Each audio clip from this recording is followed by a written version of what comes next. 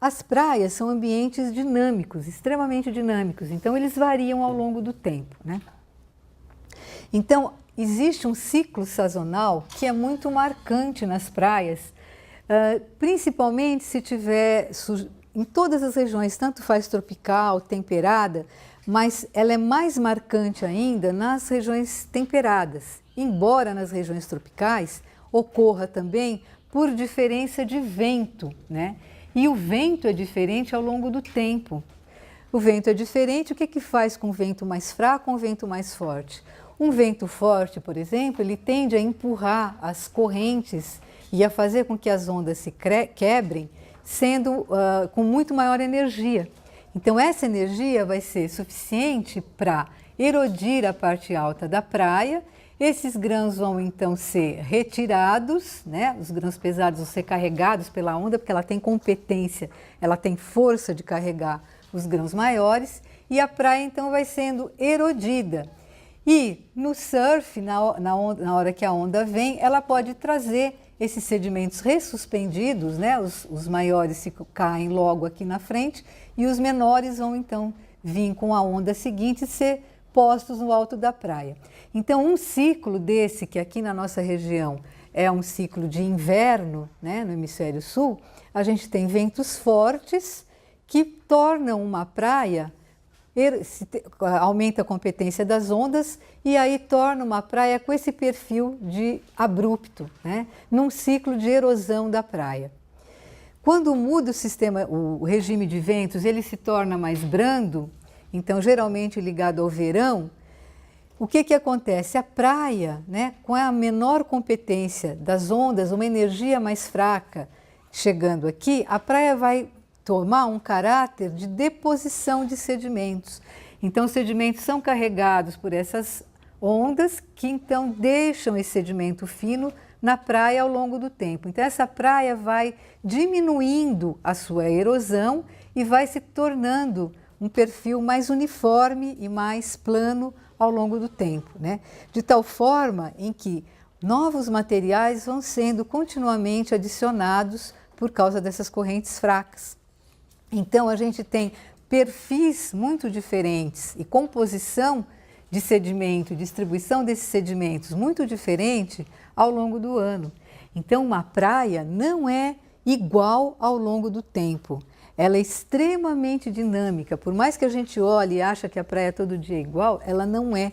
Ela é um ambiente altamente mutável e ela tem uma influência muito grande diária pelas marés, né? Mensal pela força das marés, as marés de quadratura, as marés de Cisígia, e elas têm ainda o fator sazonal em que a gente trabalha, então, no nível de força, de competência, de mudança de perfil de praia. Competência das águas em mudar esse perfil. E aí a pergunta que eu faço para vocês. Nesse ambiente todo, dinâmico, movido por deposição, por diferenças morfodinâmicas constantes na praia, pode existir zonação em praia arenosa? Então, eu falei para vocês que as praias são basicamente de dois grandes tipos, né? Dissipativas e reflectivas. O que vai acontecer com esses tipos? No tipo mais abrigado, eu vou ter que aquela movimentação de água é mais uniforme ao longo do tempo. Enquanto que uma praia é uma praia refletiva, que tem um período de erosão muito grande, que pode contrastar com um período de deposição também muito grande, em que muda o perfil, eu vou ter uma diferença de colonização entre verão e inverno, por exemplo. Por que eu estou falando, por isso tudo que eu estou falando, vocês já vão ver que a zonação existe, só que ela é muito variável, dependendo do tipo de praia, né, da energia de ondas, do perfil da praia, e se essa zonação se mantém existindo, se ela mantém uniforme ao longo do tempo. Então, é muito mais difícil eu estudar zonação em praia inconsolidada, em praia de areia, do que zonação no costão. É por isso que os estudos de competição se originaram no costão, Porque os pesquisadores iam lá e sempre eles iam encontrar aquelas faixas bem delimitadas ao longo do tempo, porque os animais não se mexem, eles se prendem e lá eles ficam. Aqui não, os animais são vágeis, a grande maioria dos animais das praias de areia, de fundos tão inconsolidados, são vágeis. E o que acontece com os animais vágeis? Eles se mexem, né? Eles se movem, eles procuram a condição ideal. Então, aquelas faixas certinhas, como vocês veem no costão, elas vão ser faixas que podem ser misturadas, né? Elas não ficam tão facilmente visíveis, elas podem ser difíceis de ver. A gente vai ver que há tendências de distribuição dos animais, mas é uma tendência, não é? Você não pode chegar lá e jurar que você vai encontrar naquele ponto o fulano de tal. Algumas espécies sim, mas para todas não. Então, essa zonação importante em faixas horizontais, a gente chega a encontrar, só que ela não é tão constante, tão bem marcada, quanto é no costão rochoso. Tá? Então, a zona lamosa ou a zona arenosa possui uma zonação horizontal, só que muitas vezes ela é fraca, ela não é tão visível, não tão notada. Né? Mas, por outro lado, né, o que eu falei para vocês, os animais, então, têm a capacidade de penetrar dentro do sedimento, têm a capacidade de se locomover ao longo daquele gradiente lá. Muitas vezes, eles podem migrar ao longo do ciclo de maré, por isso que eles não formam faixa, eles não estão sempre lá naquele ponto, né? Eles podem caminhar. E aqui vocês veem, por exemplo, animais que a gente só sabe que tem na praia através dos vestígios que eles nos deixam, porque se são animais que se enterram e se eles mantêm um orifício na superfície, e se eles defecam e as fezes fazem montinhos específicos na superfície, a gente consegue saber que lá tem a espécie tal. Mas se isso não acontece, muitas vezes os animais estão comendo dentro do sedimento, eles são depositivos de subsuperfície, então a gente não vê vestígio externo desse animal. Então aí fica difícil da gente avaliar só olhando, sem fazer quadrado, sem por qualquer delimitador lá de área, a gente saber quem está vivendo lá. Por isso que a zonação é difícil de ser percebida. Mas existe um comportamento muito marcante das espécies em relação a praias de baixa energia e a praias de alta energia. E isso faz com que os principais habitantes das praias, que são crustáceos, moluscos bivalves e poliquetos, várias espécies desses animais, que são os grupos dominantes, ocupem diferencialmente as praias dependendo do tipo de energia que elas contêm. Então, como vocês podem ver nesses gráficos, existe uma variação muito grande de quantidade, né, de animais. Então, por exemplo, crustáceos, a quantidade é muito maior em praias dissipativas em direção às refletivas.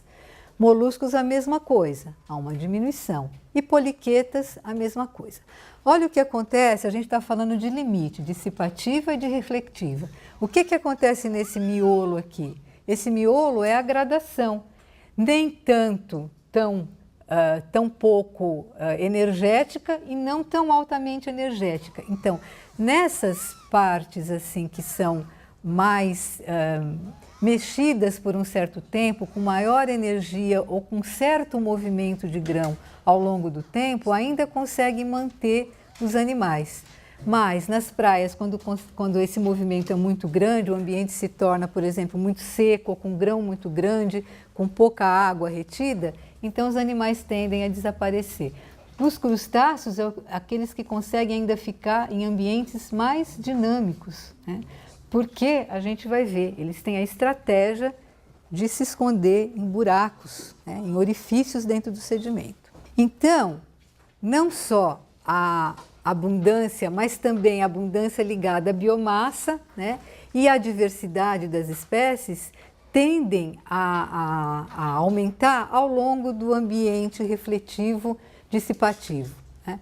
Então, existe um aumento de todas essas características das comunidades, das praias refletivas para as dissipativas. Mas também o que acontece quando a gente pensa na meiofauna, será que é igual? Então aí a gente vai para um outro tipo de zonação, que é a zonação vertical. O que vai me dizer uma zonação vertical da superfície do sedimento? Vai me dizer o quanto os animais conseguem penetrar. E que animais são esses? São macrofauna? São. Mas a meiofauna está vivendo num ambiente muito mais tamponado, porque, na realidade, os animais estão habitando os espaços intersticiais, né, que ficam, muitas vezes, distantes da superfície. E eles podem se locomover através desses espaços, se afastando e abaixando ao longo do tempo no nível que eles colonizam o sedimento. Então, existe uma variação muito grande, qualitativa, de espécies que ocupam diferentes níveis de praia e tamanhos de grão.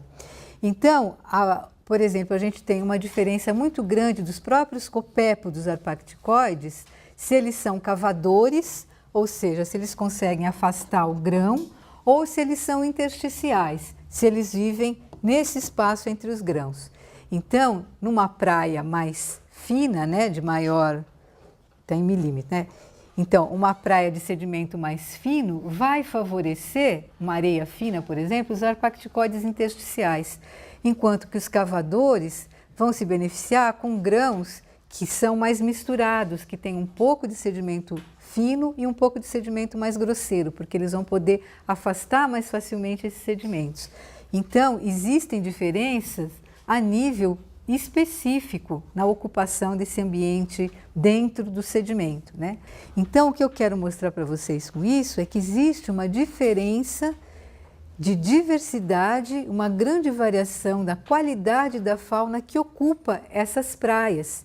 Então, embora elas consigam fazer esse movimento ao longo do dia, esse movimento vertical, procurando a água oxigenada e procurando esse ambiente mais úmido, as espécies têm preferências por determinados tamanhos de grão. As praias refletivas são dominadas geralmente por crustáceos da macrofauna, né? Por quê? Porque eles podem ter uma grande mobilidade, caranguejo, por exemplo, e eles podem então se enterrar. Praias dissipativas, então os sedimentos tendem a ser mais compactos, né? E aí, se elas são dissipativas mesmo, totalmente dissipativas, com baixíssima energia de onda e sedimento muito compacto, os animais passam a adotar a estratégia de formar tubos, tocas e galerias. Por que essa estratégia? Porque o sedimento é mais compacto, é mais estável ao longo do tempo. Então, eles podem fazer residências permanentes porque eles não vão ser desalojados.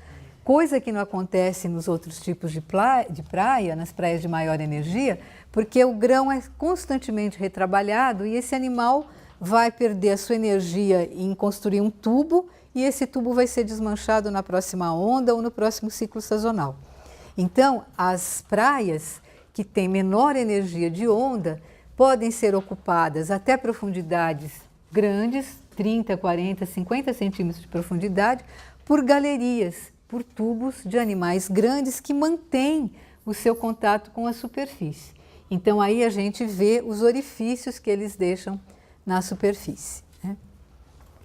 Então, pode haver, inclusive, uma macrofauna bastante grande formada por animais volumosos, como grandes bivalves. Vocês conhecem o corrupto, aquele crustáceo que o pessoal tira com aquelas bombinhas e usa para pescar? Então, o corrupto é um animal de mais ou menos pode chegar até uns 10 centímetros, o Caliquirus major, 10, 12 centímetros. Então, esses animais vivem em galerias que são profundas no sedimento, elas podem ir até 50 centímetros do sedimento. Por isso que às vezes a bomba tem que ser muito forte para chupar, para puxar o animal lá do fundo. Geralmente são animais que ocorrem em praias lamosas. E a zonação, né? Aquela zonação horizontal. Então, se eu for considerar as três grandes zonas da praia, aqui está o costão e aqui está a água. Então, se eu for considerar as três grandes zonas da água, a zona mais superior, né, supralitoral, a zona média, influenciada pelas marés, coberta e descoberta diariamente, o médio litoral, e o infralitoral, só descoberto nas marés mais baixas. Então, o que a gente pode usar de caracterização de zonação? Quais seriam os organismos que, embora tenham mobilidade, eles se prestam mais a viver, quer dizer, eles vivem o tempo todo nesses locais. Então, na zona do supralitoral, é caracterizada pelos caranguejos fantasma, que é da família Ocypodidae. É o Maria Farinha, que vocês conhecem, né? Aquele caranguejinho branco que a gente nunca consegue pegar porque eles são muito ágeis. Então, eles vivem lá no alto, na areia totalmente seca, sem uma gota d'água, fazendo toca dentro dessa areia.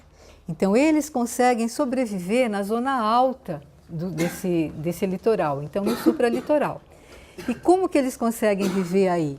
Porque eles têm um movimento muito rápido, eles percebem a sensação térmica da areia e quando eles escavam, essa areia guarda uma temperatura mais baixa dentro dela. Então esses animais só saem para caçar na maré baixa, né, estão aqui no supralitoral, quando anoitece.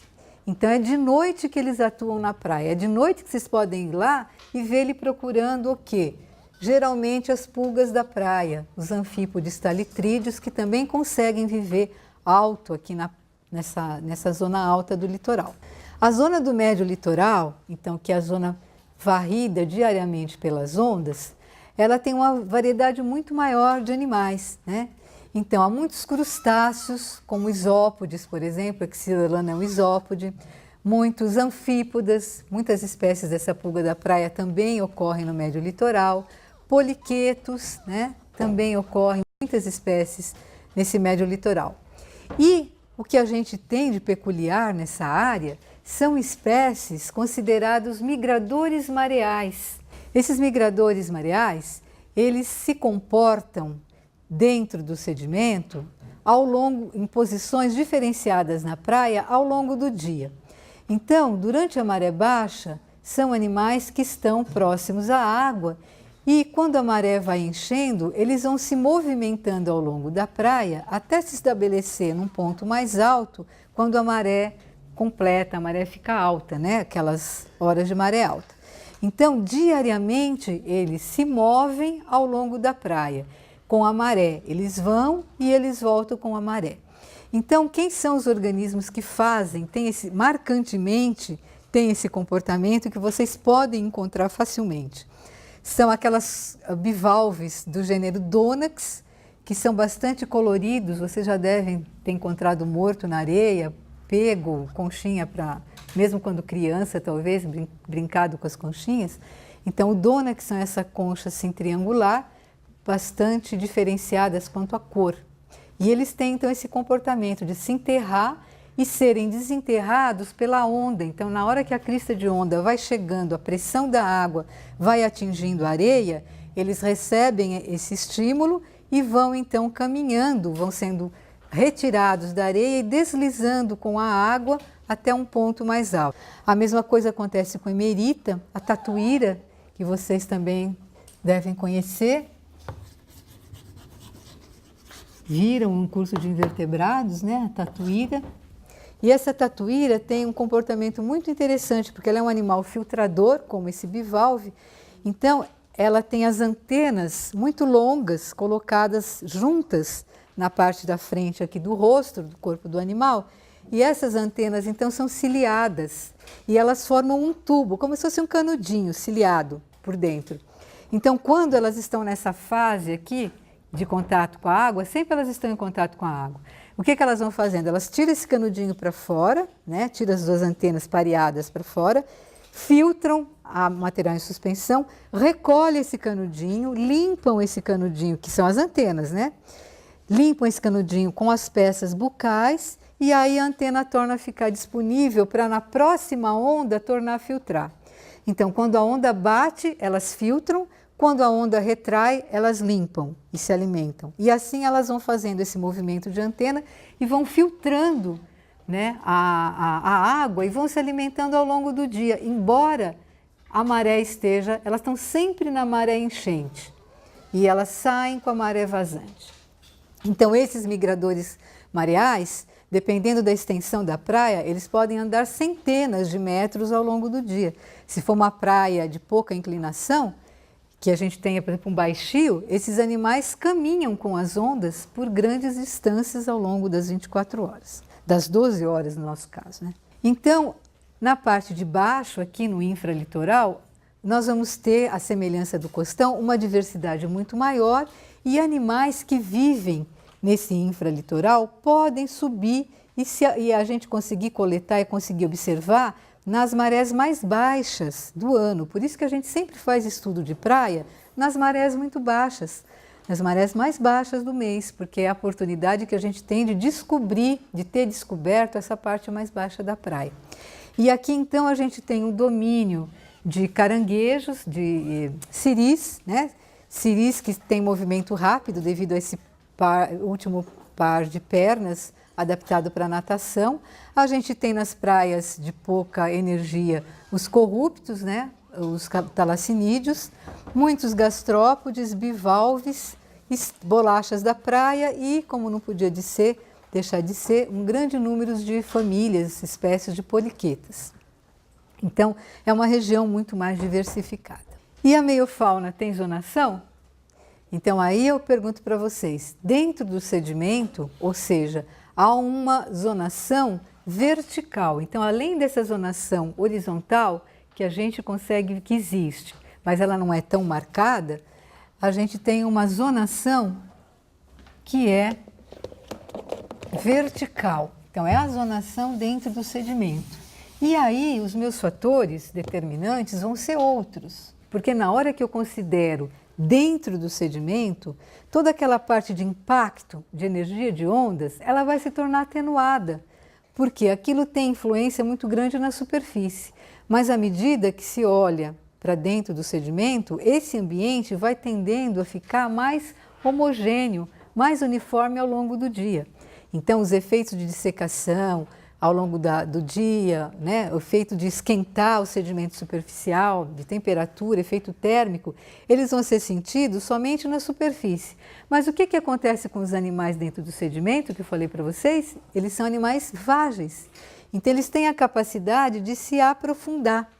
E o que vai acontecer nesse aprofundamento? Eles vão começar a respirar e a se alimentar da água que está nos interstícios e que está retida dentro desse sedimento, até o ponto em que essa água fica sem oxigênio. Então, quando o oxigênio acaba dentro do sedimento, ele se torna o fator limitante de barrar essa fauna de continuar se distribuindo mais para baixo. Então, dentro do sedimento, o que vai caracterizar a zonação vai ser o ambiente, muito mais o ambiente químico do que o ambiente físico extremo, como a gente viu até aqui, morfodinâmica, ação de ondas, por exemplo. Então, aqui vai reger o tamanho do grão, porque está diretamente ligado com a permeabilidade do ambiente e ligada a essa permeabilidade à quantidade de água retida, a quantidade, a distância que essa água pode chegar, a nossa quantidade de oxigênio, que é o que a gente vai ver que vai variar. Então, nós temos de novo contrastes quanto a praias dissipativas e a praias refletivas. Então, olha aqui esses gráficos, essa figura com essas duas representações. Primeiro vocês vão ver essa forma aqui de distribuição, é uma forma característica de distribuição de fauna em zonas de marés. É o chamado em forma de pipa, né? Então, a abundância, a biomassa ou diversidade vai variando ao longo de áreas dentro do sedimento, ou ao longo do costão, ou ao longo da praia. Então, esse formato típico aqui de gráfico são gráficos de distribuição da fauna de praias, em que a gente vai ver que esse aqui, numa praia dissipativa, né, é muito mais curto aqui a profundidade do que esse aqui. Então, as espécies se distribuem muito mais próximas da superfície do que numa praia refletiva, em que elas podem ir até uma profundidade muito maior. Só que aqui também vocês estão vendo que a forma dessa pipa ela é diferente. É muito grande, muito larga aqui nos primeiros, nem chega, isso aqui é 5. nos primeiros centímetros mesmo, 1, 2 centímetros, depois ela já diminui abruptamente, olha aqui, abruptamente forma esse funil. Aqui não, a fauna é grande na superfície, é maior em subsuperfície e depois, paulatinamente, ela vai diminuindo na sua densidade aqui no caso. E por que que isso acontece? Porque são sedimentos muito diferentes em quantidade de água, né? Aqui é mais argiloso, sedimentos mais compactos. Aquele primeiro caso que eu tinha mostrado para vocês da argila, né? Então são sedimentos com pouca quantidade de água e nessa praia dissipativa, abrigada, a gente tem que a camada oxigenada é muito superficial, porque o oxigênio só consegue fazer as trocas gasosas com o oxigênio do ar, com o oxigênio que vem pela água do mar, nos primeiros centímetros, às vezes no primeiro centímetro do sedimento. Depois esse oxigênio vai diminuindo, né? Vai diminuindo até chegar num ponto que ele chega no zero. E aí a gente já tem as areias com um ambiente reduzido e dominado por H2S e não mais pelo oxigênio. Então são ambientes redutores. A camada redox é estreita e está logo abaixo da superfície, que é a camada limite da quantidade de oxigênio disponível para a respiração. Numa areia bem oxigenada, uma praia exposta, vocês veem que essa camada de oxigênio ela é ampla até muitos centímetros do sedimento. Aqui a gente está em 120, 1,20 m. Então, até lá, a gente tem um ambiente bem oxigenado e não aparece nem a camada redox ainda. Então, numa praia desse tipo, muito exposta e refletiva, a gente tem um ambiente físico, né, de oxigênio, aliás, químico, de oxigênio, de fator importante para os animais estarem, totalmente favorável, né? Muito mais favorável que aqui. Então, o que que acontece com a fauna? Por que que ela está limitada nesses primeiros 20 centímetros e poucos conseguem sobreviver aqui embaixo, embora tenha tanto oxigênio? Porque o problema aqui se torna com a ocupação e com a alimentação.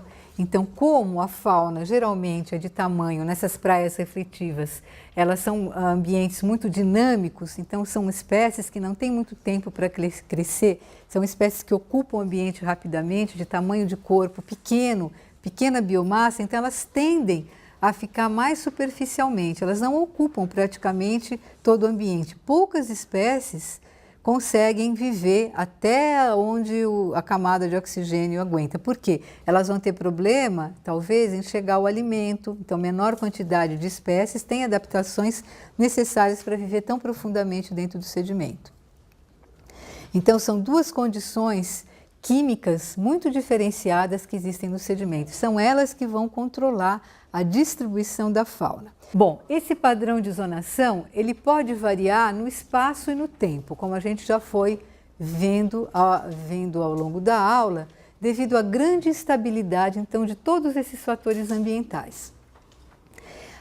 Essas variações diárias da zonação, o principal fator, então, que regula é a variação das marés. E aí, as marés estão ligadas às variações mensais de quadratura e cisrígia, e também a variações não periódicas. E essas variações não periódicas estão relacionadas geralmente ao aumento de nível do mar de curto prazo. Então, gerado por um sistema de ventos, gerado por tempestades, né, por marés barométricas. Então, isso faz com que a fauna vai se deslocar na praia e se situar mais ao nível da maré alta. Porque essas marés ficam represadas ocasionalmente, ao longo do tempo, elas podem diminuir a praia e ficar essa praia então confinada, úmida, muito mais alto do que ela ficaria normalmente, né? Num ponto muito mais alto, correspondente às vezes ao supralitoral. Então, é o que eu falei para vocês, a zonação é uma zonação dinâmica, essas zonas faunais são dinâmicas e tem que, de toda forma, quando a gente pensa em praia, conhecer a distribuição temporal dessa praia para a gente poder inferir qualquer padrão de distribuição dos indivíduos.